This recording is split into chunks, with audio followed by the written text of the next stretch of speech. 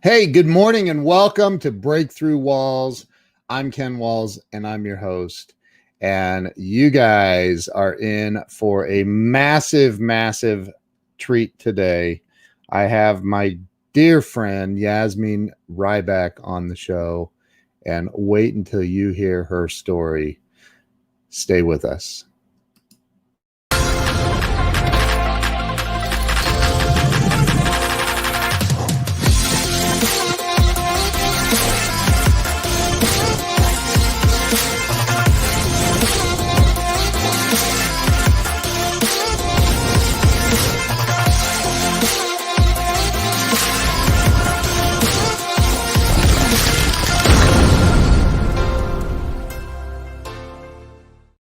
And here we are. We are back. Let me bring Yasmine on. Yasmine, welcome to the Hi. show. Thank you for having me. I'm so excited to have you here. I know, me too. Me Yeah, too. our dear buddy Glenn Morshower brought us Mm-hmm. together. You're in his acting school, I and am. and you are one of the star students. I don't know about that. Well, I've seen you do some scene work, and I would say that you are absolutely amazing. So we have some amazing people already joining us, and I everybody love share this Ron out Walden. because I got to tell you, what Yasmine is going to share as part of her story is it can impact a lot of women in a very good way. She's, my book, Yasmine, is called Walls of Wisdom: Turning Pain into Profit. So, like, Mm. your pain can profit other people. So I can't wait to get to that part of the story. But let's talk about first where you were born and raised. Let's roll with that. Yeah, I was born in Chicago. Um, hi, Donna. And born to my mom was married, young, pregnant 19, had me when I was 20. But unfortunately, my parents were actually already separated before I was even born. So my mom was a single mom when I came into this world, and dad was kind of in and out of my life, but it was not easy. She was just getting a diploma in nursing school as I was growing up, just trying to make a life. But um, she went on welfare for a bit of time, to be honest. I mean, we had milk crates and a card table for dinner table in a small little flat in Chicago. Um, so I came from real simple means, like Yeah. real simple, very humbling.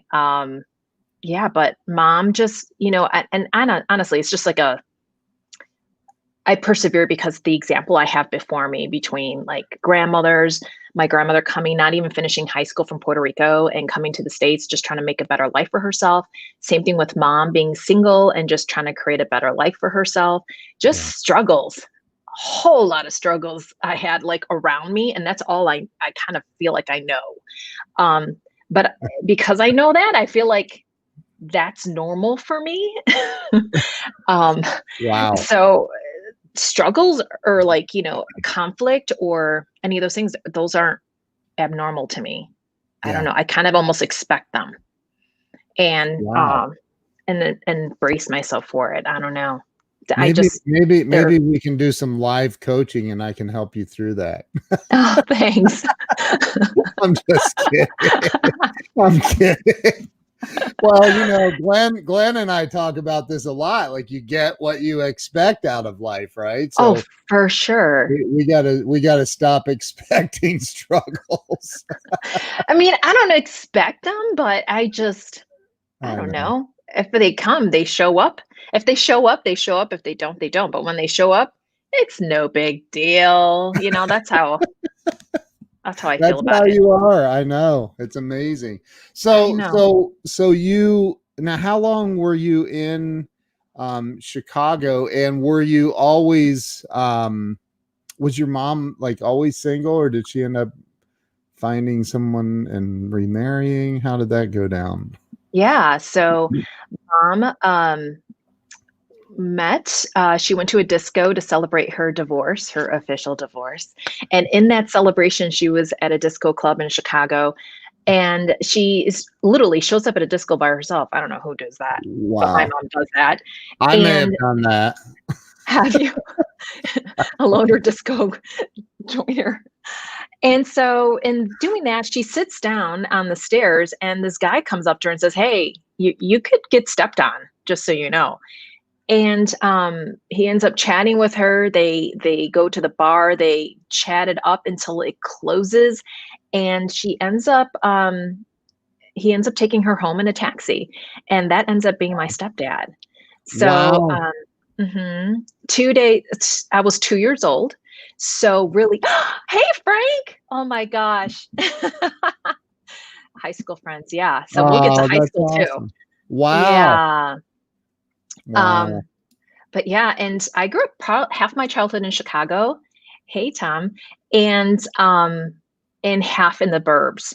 So I really, fortunately, felt like I had a father figure my whole life, Yeah. and didn't really feel like I had that void. Yeah. So in doing that, which is interesting, I was the first college graduate in my family, or seeking to be at least. Yeah. And in high school, my mom goes, "Hey, your dad hasn't been paying that child support payment." And I'm like, "So what does that mean?" "I learned that it's still owed to you." I was like, "Really?" Because we had no way of me going to college. Like, we had no money saved. I didn't even know what the application process was about. But my mom knew that she was going to break this cycle of early giving birth to children early in their, early in your years, and just make a better life for me, Yeah. better. And kind of, she was wanting to break that cycle, because Right. it's generations and generations of this stuff. So she finds out, we have a hard time finding my dad, to be honest, my real dad. He's Filipino, and my mom is I'm half Filipina, half Puerto Rican. Wow. So long story short, hopefully the FBI is not listening, but I'll tell you anyway. So They might be. he might be listening. Okay, so I'll just say it anyway. So we have no, I won't go that far. We know somebody in the FBI. And so Oh, wow. it took like a year to find him. And so kind of in back workings, they found my dad. So he calls my mom and says, "Hey, Vivs, it's been like a year and I'm really apologize, but we found him." And she was like, "What?" And he's like, "Yeah, but I'm sending a guy out there to verify the identity." And she's like, "Okay, so stay and stand by, and I'll verify." Oh, So he my calls back God. and she says, "Hey, Rob." He says, "It's him. It's him.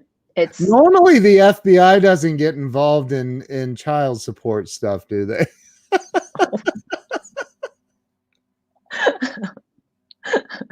Oh, my Oh God. my God. So my That's mom's funny. dramatic.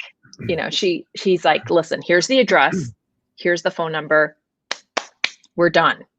You never heard from us. This is it." So my mom, Oh, I come my home from God. school and she calls the number and she's like, "Hello, Bernardo. This is a voice from the past."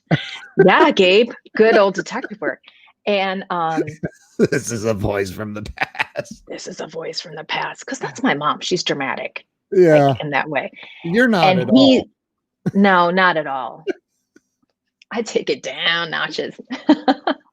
But yeah, Oh, my gosh. he knew immediately her voice, and he went, "Oh, hey, Mark." And so He with went, that, "Oh, he went, "Oh." yeah, not But good." out of that, can you believe it? I found out that I have a bunch of brothers and sisters. Wow. I was an only child, like my whole life, only from my mom and dad. And I found out, and he goes, "Would you like to talk to them?" And I was like, so when I'm 18, I realized I Oh, have a whole family of siblings I didn't even know about. So wow. yeah, we're really close to this day. I'm Are actually, you really? I actually end up having one of 11 siblings now. I kind of found out. Wow. Your Yeah, dad was busy. He's a busy guy. Yes, he was. Go dad. Yeah, So yeah. so and what was he in Chicago? Oh, he was in Chicago for a blink. And then he ended up in LA. Oh And my I have God. a whole bunch of siblings in LA. A whole bunch. Oh my Yeah. gosh. Wow. Yeah. But we're so close that I ended up being godmother to them. My nieces and nephews were super close. And you know what? It's just all our stories run similarly. We Yeah. all, my dad was not present, but it doesn't mean that that's the end, or Yeah. it doesn't mean, I don't know, but we all come from moms that push forward, that push ahead, that want more from hyena, who want more out of life, right? And Yeah. you make a series of choices that might have been you picked a bum guy or whatever, but Yeah. you know, but that's the commonality. All our moms are tough, push moms. They push for more. Yeah. Wow. That is so incredible. So did you Doug said there's a place called Filipino Town in Get LA. out. I, I don't know. I've No, been to that's LA not real, Doug, once. is it? He would know. He's traveled all over the world. So did you develop a close relationship with your dad? You know,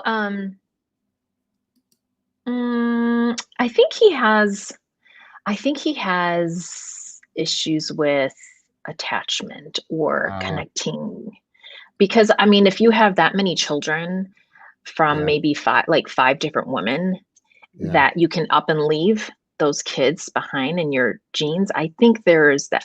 Honestly, that's my personal opinion. Like, I don't know, but I do think there's a connectivity issue. So yeah. he reaches out. And he chats, and I think he's in a state of asking for forgiveness and being very sorrowful for his choices and the position he's put me in and all of our siblings. He's in a different place now.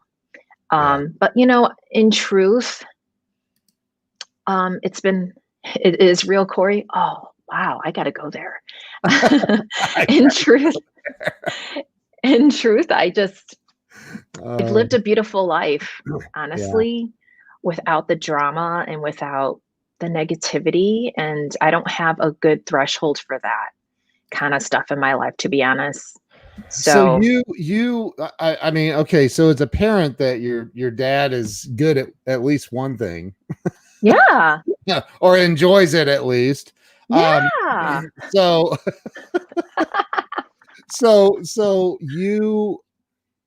so you develop this relationship at 18 years old. You find out you have 11, or is it 10? You're one of Yeah, 11. 10.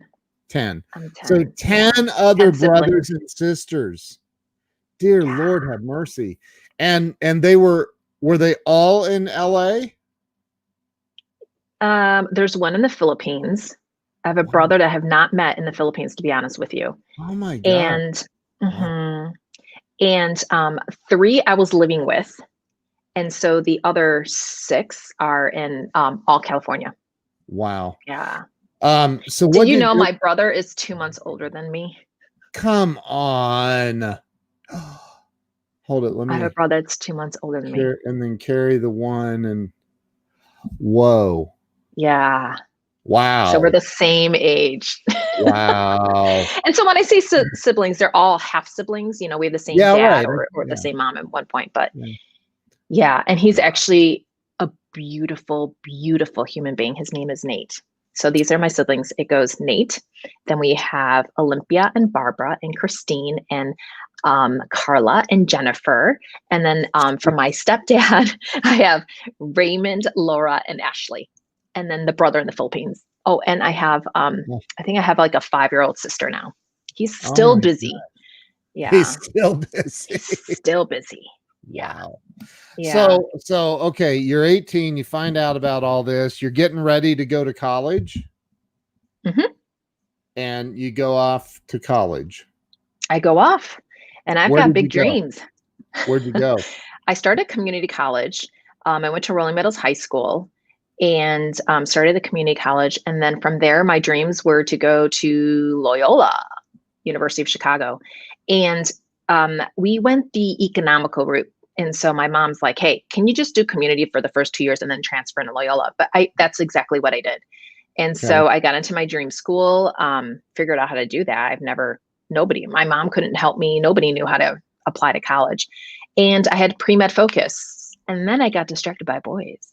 And so they said, hey, you might want to consider nursing school. We have a Niehoff School of Nursing you can go to. And so I changed focus to nursing. So ultimately I graduated with a BSN in nursing. Really? So, yeah. And you became a nurse? Mm-hmm. Oh it took me God. a while because I fell in love at 21. And I had moved a couple times with Larry. And so every time you move, they don't take all your credits and you kind of have to start over or partially. So it took me a really long time, but I did. I got my bachelor's. So you ended up becoming college graduate. You became a nurse. Did you work like as a nurse anywhere? Yeah, I did surgery and pediatric pulmonology.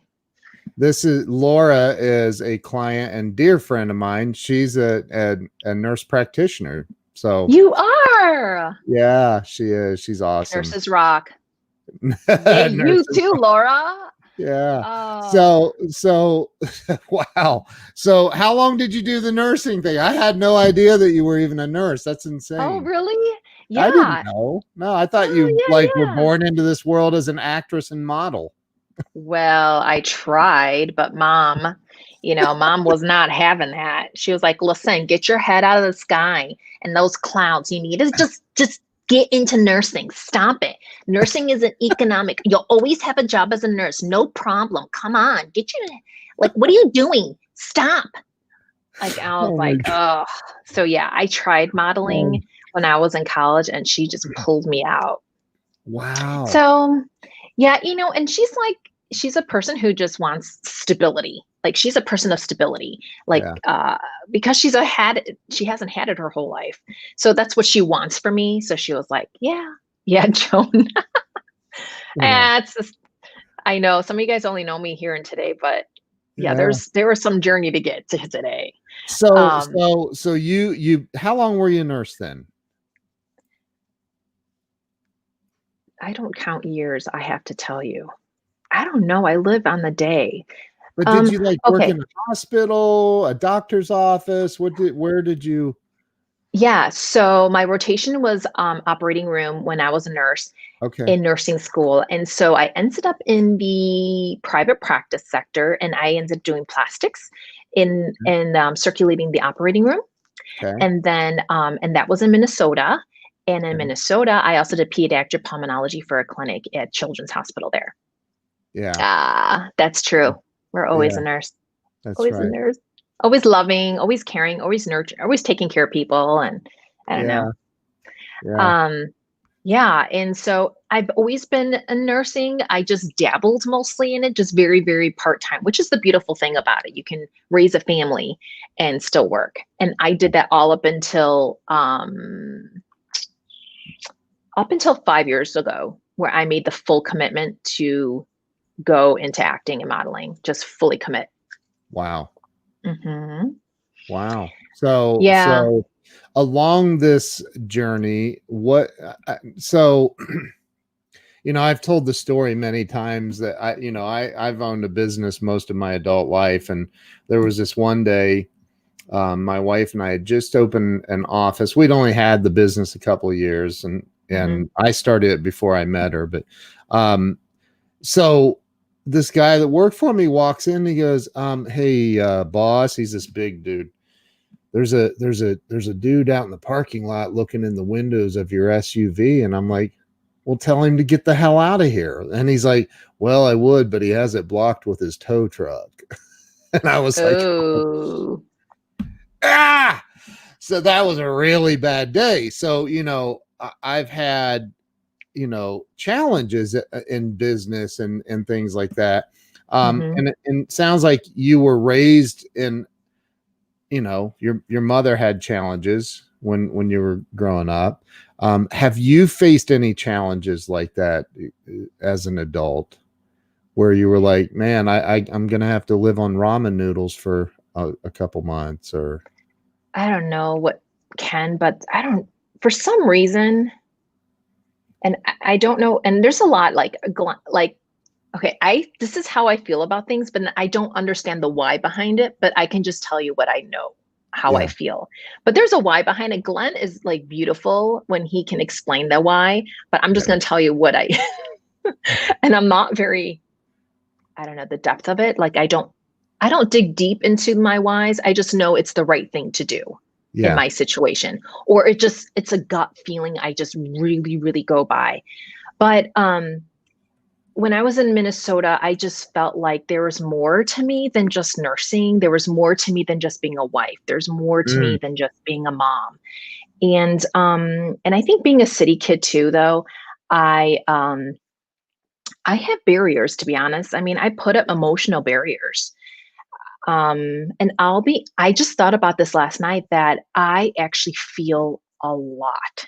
Like I feel like I have emotional receptors that are really open and wide. You know how some people just like their receptors are not so open and some are closed? yep. I feel mine are really wide open and I feel and sense so much that I have to almost create a barrier because I can't keep feeling other people's vibe. Hey, Greg. And so I think I really had barriers put up. And I knew that if I took them down, like to the point that when I watch a movie, I literally was like so emotionless, I would be cold in movies. Wow. I wouldn't cry. Someone dies or crying and pouring their tears in front of me. I was like, that sorry you feel that way. Like I was just like, but I knew there's something more. So I knew that I could be, you did that on purpose. oh yeah, for Wow. sure. Yeah. That's So how I've you been had living my life. the RBF, the resting bee face. No, this is my resting. That's nice.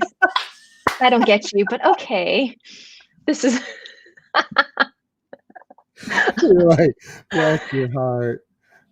but I realized that my second daughter was born, Ava, and she is a feeler. She is, and today I realize she is so me. And I Wow. realized that she's a feeler. She is like receptive. And she would just say exactly how she feels. She's very verbal, very highly verbal since she was little. Like, and she would say exactly how she feels. And I realized like I could be a better person if I allowed myself to feel more. I could be a better wife, a mother, like a daughter, a friend. I'm like, what if? What if I could just take that down a little more? But I have that natural curiosity about life. That's how my nature is. I'm curious about everything. Yeah. So like I was curious, I'm like, how can I mean, what if it could be better? So I had been approached when I moved to Minnesota. I had this crazy angled bob, like short, severe, black. And I was approached and recruited to be in a pageant. And I literally was breastfeeding a baby. This woman comes to my table, Wendy Russo, and she says, I could tell you're not from around here. I was like, well, yeah, I'm from Chicago and I'm in Minnesota. She's like, yeah, I could tell. She's like, you Oh, should do a gee. pageant. And I was like, you're full of it. Well, so I go to the bathroom, finish breastfeeding, come back. The girl is still there at the table Oh my talking to my God. husband. I'm like, go away. But then it was a year later. I was like, you know what? I thought about that thing. I was like, you know how you people run marathons? Yeah. They have an end in mind, a goal. This is my fitness to my marathon and I'm going to run it. Well, this is like my marathon, the pageant. So I decided to do it. And I called her and rang her up and she was like, you want to do it? I'm like, yeah. So it was kind of my litmus paper test to see Yeah. how authentic and real and my truth, how how how visible that was going to be and how my essence, how true. Right. So I went through the process. I went to a women's retreat to get closer to God and just open up and just have all the feels and just open up to other women about how I feel. I I was working on my baby bump, getting rid of that. So I was in a fitness program. I beautified and just actually got a haircut and learned how to put on makeup. Like I didn't know how to put eyeshadow on. And then pageant. And then the worst part was the communications. I had to hire a communication specialist because I could not speak. I could not, if you asked me, so what do you like to do for fun? I'd be like, well, okay, so I do ballet because I did that on Monday. I I have a book, audio. I'm listening to an audiobook, so on this. So I did that. He's like, "Why are you looking at your calendar to tell me what you like?" Oh my Like, God. and I'm just like, "I don't know." I was all kinds of a mess and Wow. super not in touch with my heart, how I felt, so distant, not connected, no connectivity, none. Wow. And so this communication specialist worked on me hard. And but it was the day of going, and it's just getting on stage, doing my thing in a bathing suit, speaking from the heart, getting asked impromptu questions I have no idea to prep for, um, Wow. just in a room, just with other Wow. women, and just yeah, it's just putting a gown on, how to walk in that, how to walk in your heels, how to keep your chin up high, like all those things, and being presentable at the same time, but authentic. What So pageant the was litmus this? test, that was Mrs. Minnesota. Okay. And that was 2011, 2020 was the year I went. And I had no idea I was going to win. But the litmus test said I was breaking through. I was being Wow. authentic. There was truth in what I was saying. I was being finally like revealed. Yeah. So yeah, and then I went on to Mrs. America and met some of my most dearest friends in there and Hold made it. So let's hold on. We just kind of glazed over that kind of quickly. uh You won Mrs. Minnesota pageant. yeah, You crazy, won. right? So I you're won. like Mrs. Minnesota. I'm Mrs. Minnesota. Yeah. That is unbelievably cool. Yeah. And I did Wow. lots of speaking engagements, connecting with the community, telling my story, inspiring. God, it was like one of the hardest years I've ever worked. It was a labor of love, It was wearing that crown. I did You crazy said, things like driving God, around. What? you said, God, it was one of the hardest years of labor. It was. So that's so cool, though. Like, you're the Yeah. first Mrs. Pageant winner ever I've had on the show. That's incredible. Oh, you should have more of us. I'm, yeah. Well, hook a brother up. So, Oh, so you know, uh, that's incredible.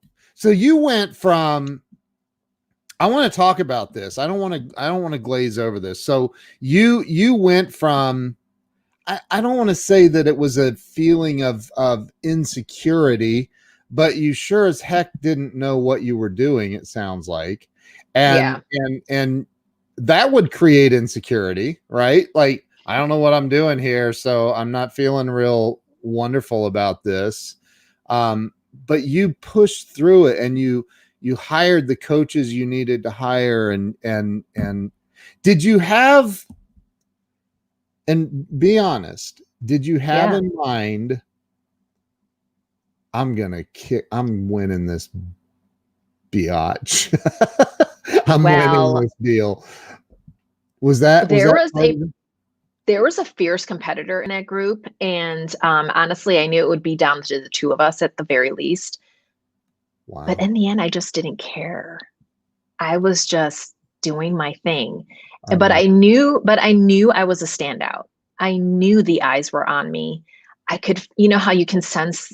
sense it, and I could feel, and because I'm feeling right, I'm feeling more than ever now because I've opened up my receptors. I felt like I could feel the other women and the insecurities and the wonderment from them.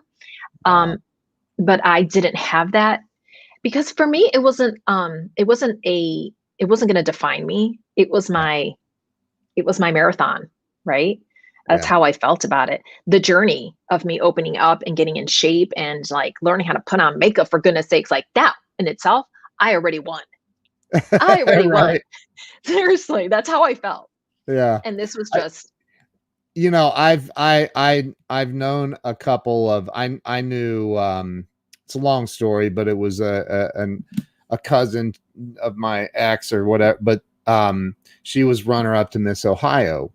mm, And I've met some people in that world, and a lot of women in that world, and men that are in bodybuilding, and some of them are very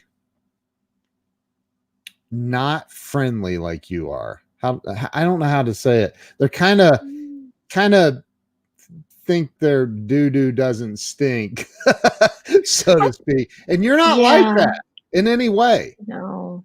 Well, I think there's a huge shift in pageantry for authenticity.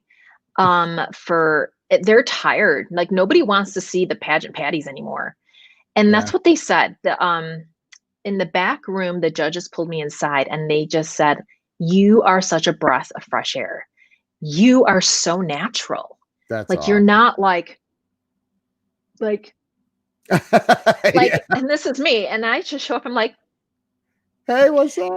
yeah, and that's I think people relate to that, and but I just didn't know how it's called arrogance. Maybe, There might be. maybe, Yeah. maybe. Well, so you went through that. You won. You went on to, is it called compete for Mrs. Sure. America? Yes, I went to nationals, went to Mrs. America. I Wow. placed in top six there. Wow. Um, and I know some Mrs. Worlds if you're interested. Oh yeah. Oh my And my God. dearest friends all became Mrs. World, Oh funny my enough. So gosh. yeah. And I honestly did not know I would place even that high in nationals. For I've never ever done a pageant in my life. Like never done anything like this in my life. Never modeled, never anything. Wow. So but it's the process, right? It's Yeah. if it's an end in mind, but I was enjoying the process, the journey. I was already winning. So I was like, whatever, you know, like it was okay. And I Yeah. think when you're not obsessed with the end in mind and try to force outcomes, Yeah. I think it just naturally, I let it unfold beautifully. Just let it go. Just let it unfold the way it is. Cause it's meant to be. It's meant to be. I don't know. That's just how I am. I just don't force it. I love that. Um, That's amazing. yeah, right. That's amazing. I don't force So anything even. Yeah. what were there any challenges along the way In life or in pageantry? in that whole pageantry series there? Hmm. I already know you've had challenges in life. We'll talk about that, but Pageantry, I feel like, you know what? I was really being receptive. I also feel like I have a good picker. I yeah, can pick good people. yeah, So, and having a good picker and just like really knowing, going with my gut. yeah, And I listen to that so, so strongly, those nudges. And my grandma's always taught me like to listen to them. yeah, And I just surround myself with the right people, like good hearted people, people that are unselfish and loving and kind and don't yeah. have an agenda. Um, Honestly, I don't have a big threshold for people to be around people that are less than that, to be honest. And I think that's about setting boundaries in your life. Like, what are Yeah. you willing to tolerate? I Mm, don't, mine is here. I'll be honest with you. A lot of people are here and I can't, that doesn't work for me. So it hasn't been a huge struggle for me, to be honest, because I set myself up properly from the very beginning. And I only surround myself with goodness, with the right people. And honestly, they could be two people, yeah. and I'm okay with that. I don't need a crowd. I don't need a crowd of nothingness or darkness and people with dark hearts. Like Amen. and honestly, if it's just me in the room by myself and it's only me, I'm okay with that too. I don't That's know why, that's so but I awesome. really am. Yeah, I That's all. really I am. hope my So, daughters grow up, both of them. I hope both of them grow up. I'm telling you, I know that I see some of those qualities like you were talking about with your daughter, you know, and it's like, Yeah. that's pretty cool. It's So, okay. Like, it's okay to lean on yourself and yourself only, you yeah, know? yeah. Um, Yes, I'm seeing some of the comments. Joe, my buddy Joe, said he's going for Mr. World, but do it, Joe. Mr. World, do it. For me, it's about being round and blue. Oh, yeah, yeah. yeah. So after at some point you stopped doing the pageantry stuff, right? Well, yeah, the end in mind was this. The being better, feeling better about myself. The biggest thing was breaking down my communication wall and opening up the fields, right? Yeah. And then the end of mine was just hoping to be in modeling and or acting at some point. Hey, Ricardo. Hey, And Ricardo. that's when I got picked up because it was televised, the pageant in Minnesota. Uh, And also Mrs. America was televised as well. yeah. So I got picked up by agencies in Minneapolis, and that's when everything spurred. It's exactly what I wanted to happen happened.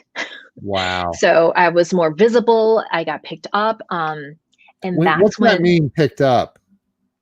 I got Like signed. in a limo? What's that mean? Like, oh, you got signed with a modeling agency? Correct. Okay. Yeah. Okay. And so, yeah, modeling and acting agencies. I think I had like 5 agents in Minneapolis, to be honest.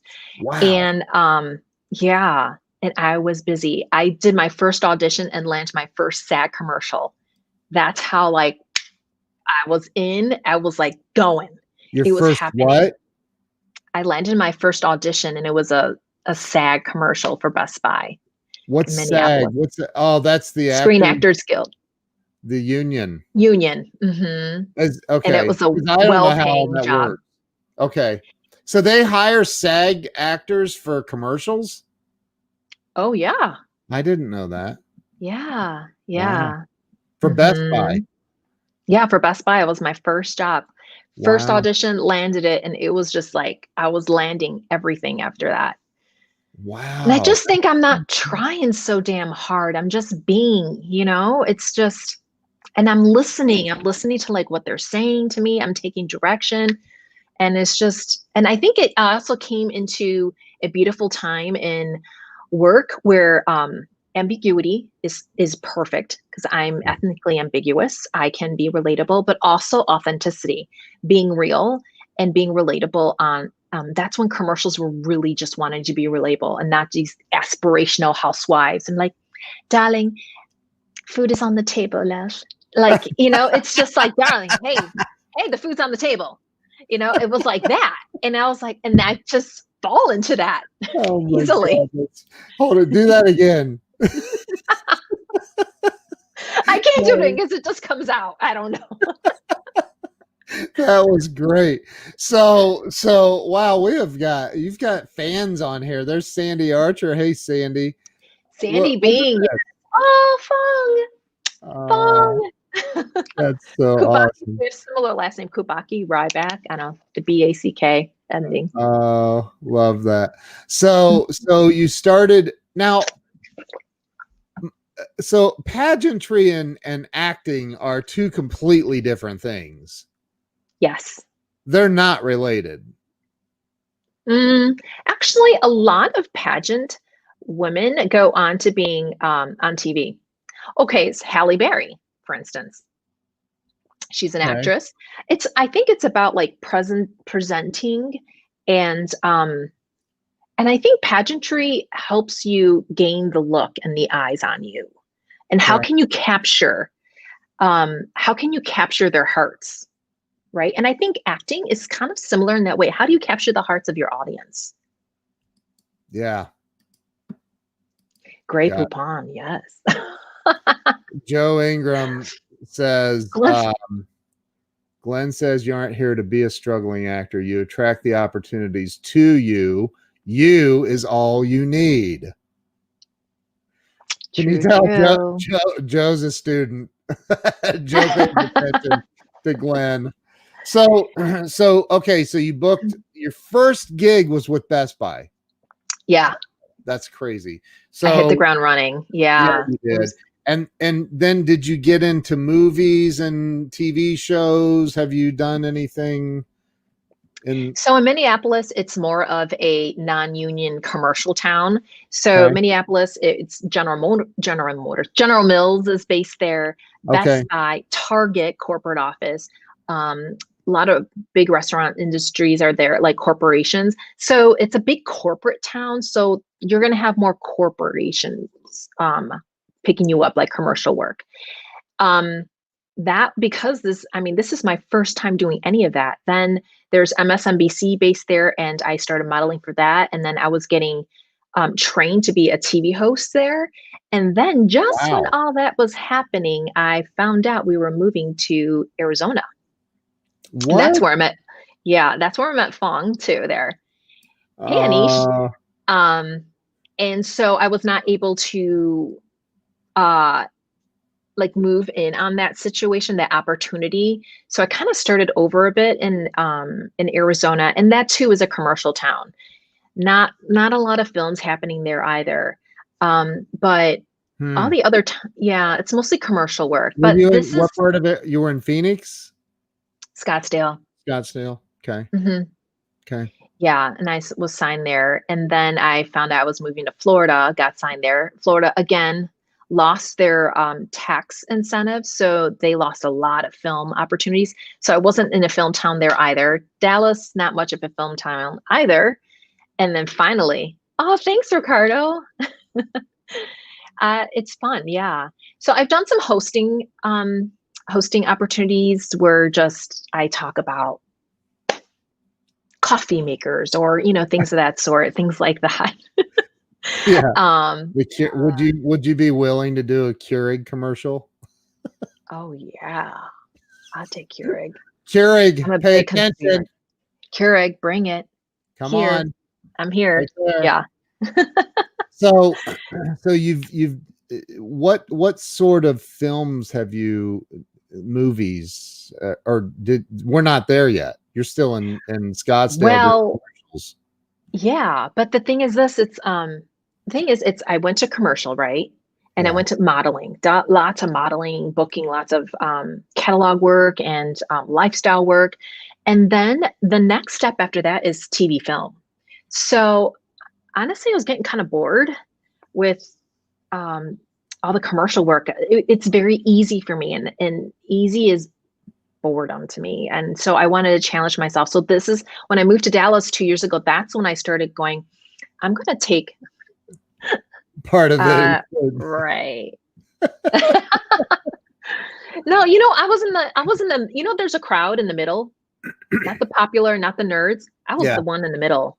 Yeah. Like I felt like I got along with everybody. I really spanned all those groupies in high school. I was never like part of one. I was in the middle. But anyway, but this is what I'm doing. And it's only been 2 years in the making, but Wow. I did a short film with a friend, Tony Kane Honeysett, who wrote a book and made a short film on that. Keurig meet Yasmine. That's right. Bring it. Let's Yeah. tag them. Tag, hashtag. Yeah. Hashtag Keurig. And then I submitted myself for a movie called Run, Hide, Fight. And I landed a role there, which is one of the first ones to come out of COVID for the Venice Film Festival. So hopefully that'll come out to theaters. And then, yeah, I got a independent role that I end up having to decline for next month. That's shooting. But Mm. yeah, the roles are coming.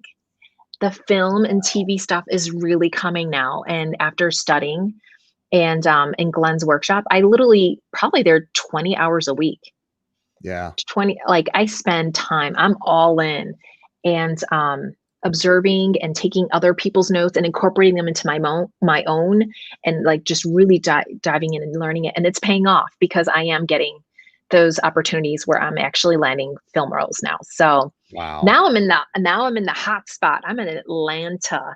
So I'm looking to shine here and really land as many roles as I can. And I'm really getting lots of great opportunities. So yeah, You I know, think it's going to because really blossom from here. because of my friendship with Glenn, I've, he's enlightened me. There's so much I didn't know about all of this. Like, and I think most people don't. But like Atlanta is literally the new Hollywood. For real. Yes. It is. Yes. I mean, it is. I have to say it's already surpassed Dallas by a lot. Yeah. The opportunities here. I also happen to be signed with an agent that believes in me. Her name That's is Julie important. Martin at BMG. When someone when there's belief in you, Yeah. I mean, they fight for you. They look out for your best interest. There's an investment there, and I go with that. And that was my feeling. I was like, you know what? I'm going to go with this group, and it's paid off. It really has. It's worked out really, really well. So yeah, it's exciting. Wow. I do submissions literally every day. So production isn't quite up yet in Atlanta. We're about 50% up from what I understand, but it's already busy. I can't imagine when we're 100% full steam ahead. Yeah. Make hashtag Keurig loves Yasmine. Oh, Corey, you know what? I love that. Yeah, let's do it. Let's do it. Everybody hit that on Twitter, on everywhere. Just pump it out there. Take some screenshots right now and throw it out on Instagram. Tag me, Keurig, and Yasmine. Just go for it. So, let's make it trend. That would be cool. How cool would it be if Keurig like went, we got this girl's just too cute. Let's call her. Yes. Bring coffee to her lips, please. Yes. That's so funny. So okay, so along the way, you've got some really great things happening. But I do want you to, if you're willing to, talk about the big life challenge you faced. And I don't even know what year that was, Yasmine, but I think I'm getting ready to find out. Yeah, it was my diagnosis was in 2017. I was laying flat on a yoga mat, and my favorite kind of exercise is ballet bar. And I was laying flat, and I felt like this pain in my chest and this nodule. I mean, not a nodule, a mass. It was not a small thing. And so I lifted up and I went to it, and I felt like a huge mass in my breast. And so I went, and I had just moved to Florida at that time from Scottsdale. And honestly, I was busy with the kids, getting them set up with doctors, kind of pushing myself off to the side a bit. But then it took me about a week or two to get the nerve to be like, God, this thing still hurts. And I actually had my husband touch it to see if it was in my head, Have you ever had that? You're like, just like, is it just me? And he touched it. And when his eyes bugged out, I was like, okay, this is real. He feels it too. So, yeah. And, the nurse in me, I was just going to get down to the bottom of it, to be honest. And so I went to the doctor, and I ended up bringing my daughter, my younger one, because I was like, I'm in and out. This is like a quick thing. I got established. What year was this again? 2017. Okay. So 3 years ago. Okay. Yeah. And I hadn't even had an OB-GYN. I haven't had a doctor, primary care doctor. I had nothing set up. So I started from scratch, went to a primary care doctor. He's like, touched it. And he's like, let's go to the OB-GYN route. So he refers me to an OB-GYN. The following week, I go to the OB-GYN. He's like, let's get a mammogram. A few days later, I get a mammogram. And I'm, and your boobs in a vice. And I have no boobs because I'm like Filipina. I have no boobs. And so I'm like, you're going to put this in this thing and squeeze me? But anyway, she goes there and she takes me in and she's mad at me. And I was like, and she's like, I thought you told me that you have no discharge from your breast. I'm like, I don't. And she goes, well, here's a tissue because you're bleeding. So I look down and there's just blood coming out of my nipple while it's in this vice. My God. So in my head as a nurse, I'm going, wow, this cannot be good. Things are not supposed to be coming out of your nipple. What? So you're laughing about it. Wow. Seriously. And so I have my daughter in the room, who's my little girl in the weight room while I'm getting this done. Cause I'm like, I'm in, I'm out. This is going to be easy. Yeah. And then she receives, and that anger turned into softened when she saw that my daughter was in the weight room and we went to collect her and go into another room. And I was like, as a nurse, I know what this means. I know that she's being nice now. And I know this is she's being nice because she knows what's up. Something's up. But I was like, ugh. And I was like, wait, we have to go to a consultation room. Like she kept on shifting me to all these rooms. Like, no, this other doctor wants to look at you now. No, now you're in the consultation. I was like, all right. So we go in there and she's being like extraordinarily kind. She went from cranky to kind. And I was like, this is that feeling I was getting. So they said, we need to excise it and take a sample and see what's up with that. We're not sure. Your breasts are so dense. We can't see through this mammogram. It's so tough, but it could be nothing. Yeah. So I went on that. I got excised it out, and I had to come back for the results. And my husband came with me. I said, he's like, you want me to go with you? I mean, come on, like, should I go? I'm like, well, yeah, but let's go, let's grab lunch. And then, yeah, I'll be quick. But I go in there and she sits me down and she's like, you've got cancer. And I'm like, really? And she's like, it came back positive. And I was like, wow, I guess we're not going to lunch. Wow. But yeah, never would I ever have thought I'd have that. And I seriously, Ken, this mass just came out of nowhere. Like, I don't know where it's been.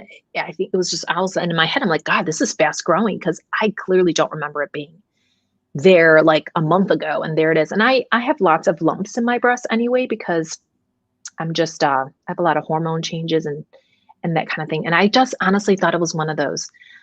So wow. Listen to your body, know your body. And if there's any changes, just get it looked at, get to the source. Medicine is so great nowadays.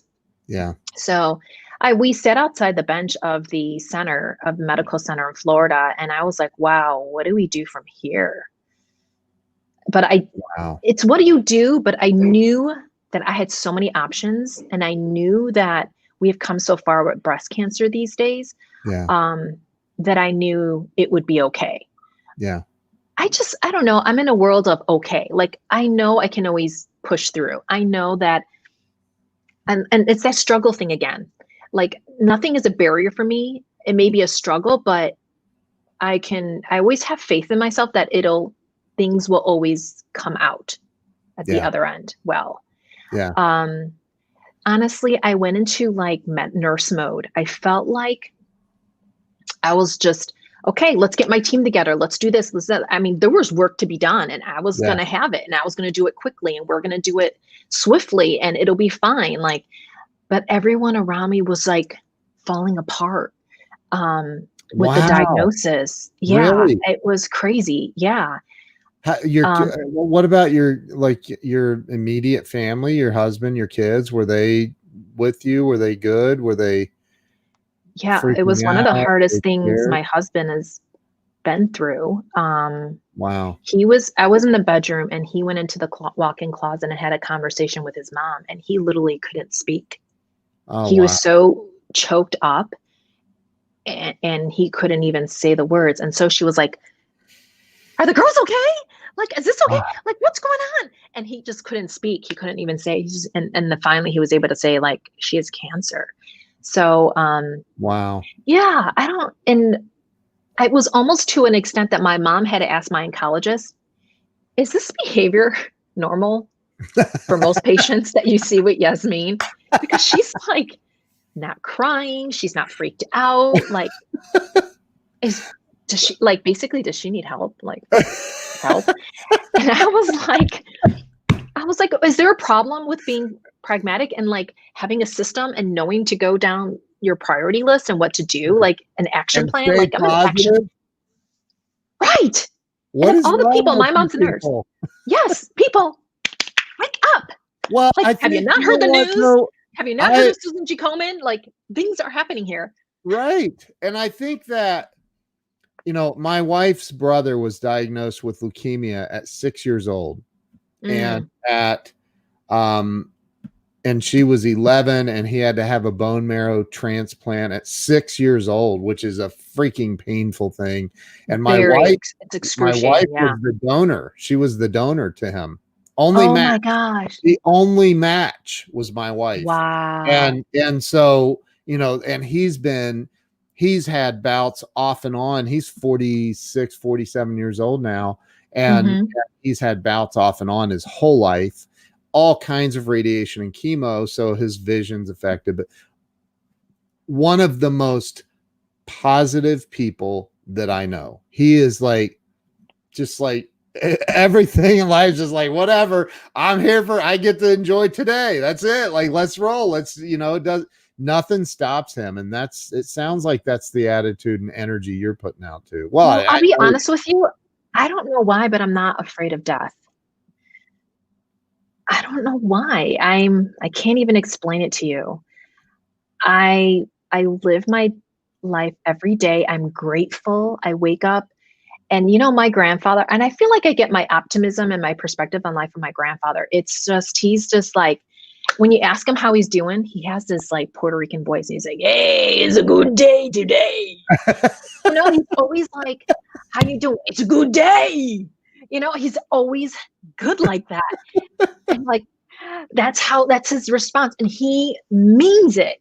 Yeah. And my uncle has the same thing. And I have the same thing. It's a beautiful day. What? Because I open my eyes and I'm breathing and my heart is beating and the sun is shining. Yeah. That's why it's amazing. And when those small things matter and that's amazing to you, the fact that you have a day to live is like, ha. And I think, yeah. And I'm really honest. I don't know. I'm not afraid of death. Hey, Karen. Oh, Karen knows my story. She knows. Karen is like one of my friends' moms. Okay, my mom has like 2 really good friends, and my mom's a tough mom. Karen knows this too. She would always be like, "Can you just let Jasmine go to prom, or Yasmine go to prom?" And my mom would be like, "No, not with boys. Boys can impregnate her. She can get impregnated. I want to stop the cycle of pregnancy early on in life." And she was like one of the few people that would fight for me to have a normal childhood, because my mom would like keep me in a bubble. She Oh was my like, God. "You can't go out. No, you can't do those things." She was Wow. really super, super protective. Yeah. Let's Breasts see. are the universal femininity. Yeah. But I'm being Asian and I had no boobs already, lopping them off was like not that far of a difference, to be honest.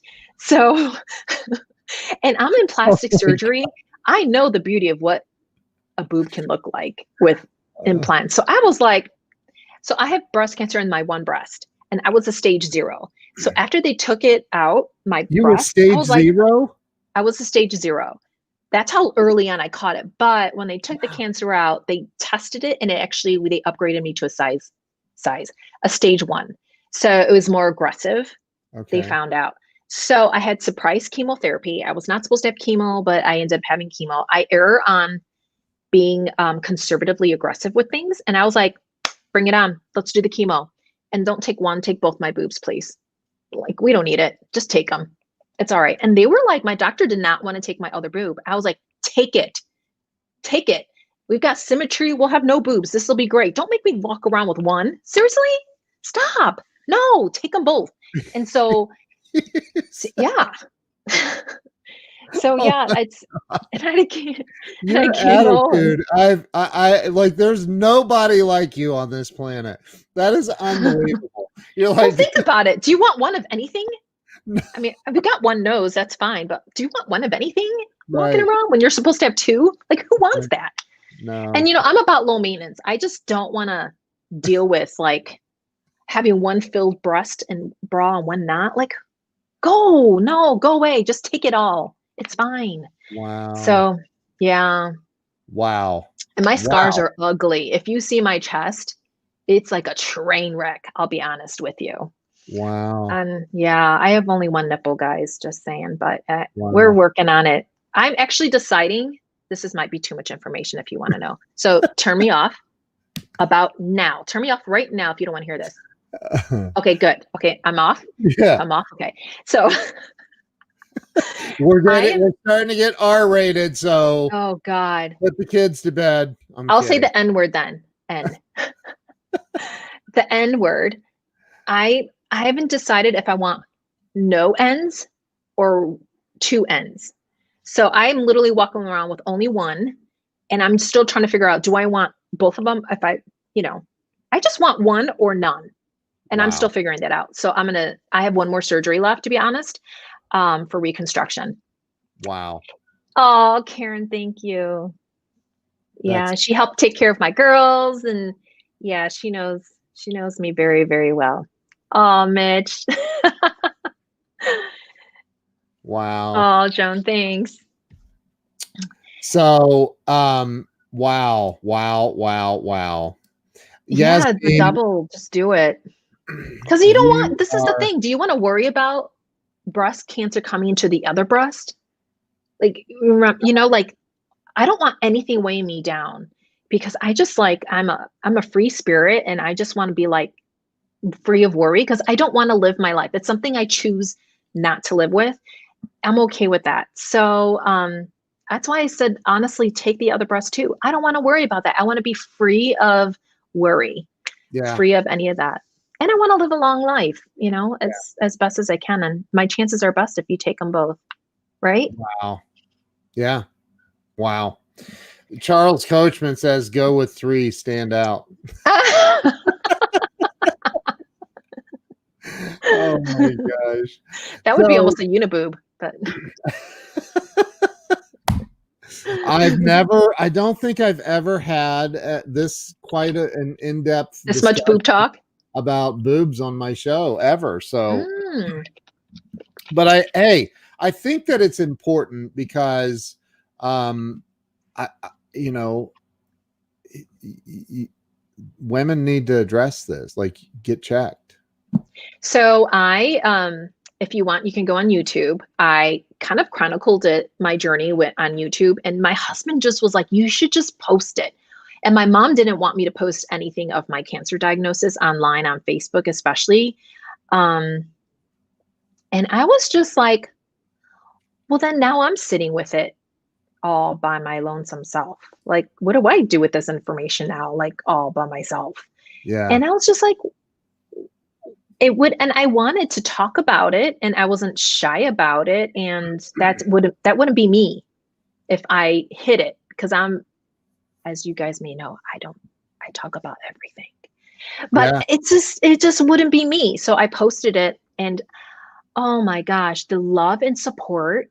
And honestly, if you don't know your worth, I did not know my worth at that until I posted I had cancer. The outpour of love. I know that I have relationships and the relationships I have with people are connected and genuine and great, but I didn't know I mattered that to that extent. Honestly, I didn't know I mattered. Wow. It was so eye-opening that I matter to people, You matter. that I matter to spirit. Yes, You do I matter. matter. I had no idea. Wow.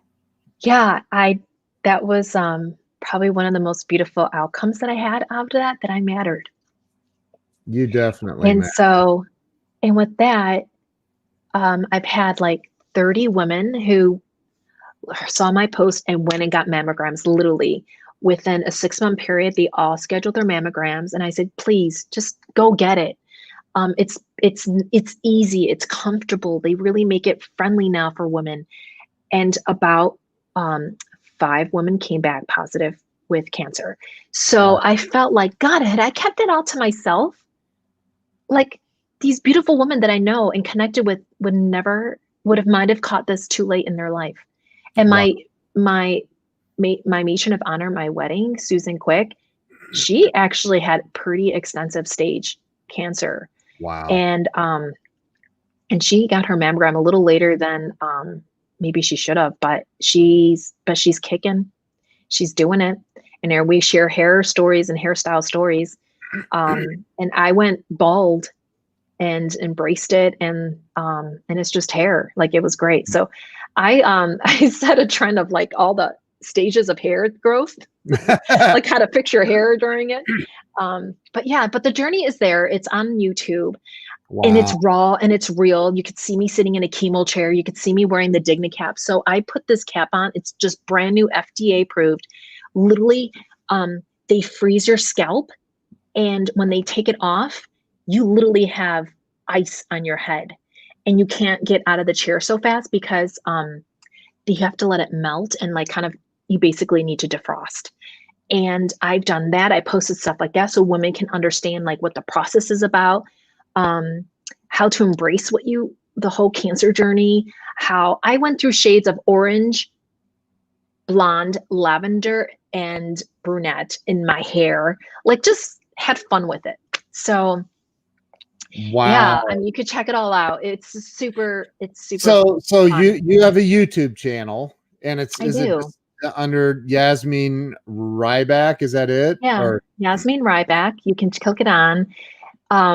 Yeah, just and- really great goodness coming out of it. Like showing up at the barbershop, and I literally, oh my gosh, you could just see her. I'm gonna share. Let me see. I can screen share, right?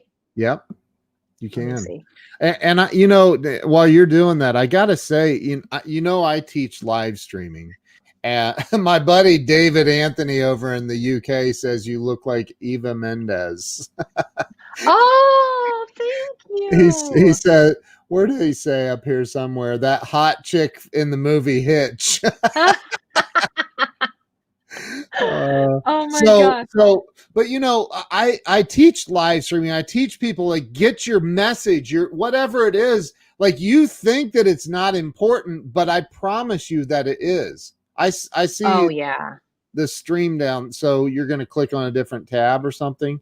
Oh, Do there you it see it is. now? Okay, Yeah. so this is my first haircut. But what happened is that the cap that I was put on my head, it was not fit properly. So I had horrendous bald spots. Check it out. Uh, But do you see the bald spots? yeah. And the top especially? And I just said, take it all off, please. So she Wow. took it all off. I was like, why am I trying to pretend like I have hair? And why am I trying to pretend like it actually looks good? It Is that doesn't your look good, daughter? people. Is that your daughter Yes. sitting there? Yeah. Oh. And so I just was like, take it all off, right? Let's like not pretend. And then that's that. And then this is the end. I love Wow. it. Wow. Yeah. And this Wow. mean chemo. And then that's the IVs. Yeah. It's real. Wow. It's good. Yeah. Wow. Yasmine, you are absolutely amazing. Wow. So, how do we find you on YouTube? Just Yasmine Ryback? Yep. So you can find me just as Yasmine Ryback, and you'll find all my work on there, and you'll find the journey, and the Wow. journey continues. Because I'll start posting about my new life in Atlanta and how things are going here, because I think it's about to get exciting. And if you are, looking for one of the best leading actresses in the world for a movie, you got to get in touch with Yasmine. You're amazing. I'm so grateful that we're friends. Number one, I know. thank you to Glenn Morshower. Big, huge shout out to that guy. He's Absolutely. I know. But Just, like attracts like, and I love that. And this is like what I'm saying, like my threshold is small for the people, and you are in my circle, Ken, and Glenn is very much a primary in my circle. And it's just, we connect with the same like people, I love that. You're amazing. Thank you. I hope every woman listening, and I still need to connect you with my friend Sherry Matthews. You need to meet her. Remember the shirt I showed you that she invented? Yes. Yeah. Yes. You guys need to connect. That's brilliant. Yes. Yeah. So Yasmine, you're amazing. Where's the best social media place for everybody to follow you?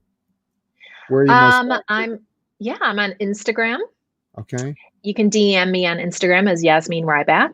YouTube, I'm on YouTube as well. I'm on Facebook. I have a public figure in Facebook as well. So you can find me find me anyone. Twitter. I'm on Twitter as well. So Chuck pick said, one and go with it. Chuck, when you were showing the pictures with your hair off, he said, OMG, you're still pretty. Guess it's your heart. It is. You have such an Oh, amazing Chuck, heart. thank you. Yeah. It's Chuck's you're an inspiration. My gosh, you've I know you've helped some people. I know you have today. So good. I certainly do. Well, keep embrace out. love, you know, be awake, alive, and engaged in life, and, you know, just do and be, you know. Yeah. And I'm just, Amazing. Wow. yeah. Well, thanks for having me, Ken. Thank you. Don't hang Yeah, up. I am absolutely. going to end the live stream, but don't hang up on me. Hang out for a second. All right. And you guys, thank you. If you didn't share this out, please share this out. And if you have shared it out, please share it out again, because the world needs to hear Yasmine's story. So thank you all for being here. I appreciate each and every one of you. Yasmine, I love you. Thank you for being here. Thanks. Thanks for everyone. Thanks for listening and sharing. We'll see you guys later. Thank you so much. Bye-bye.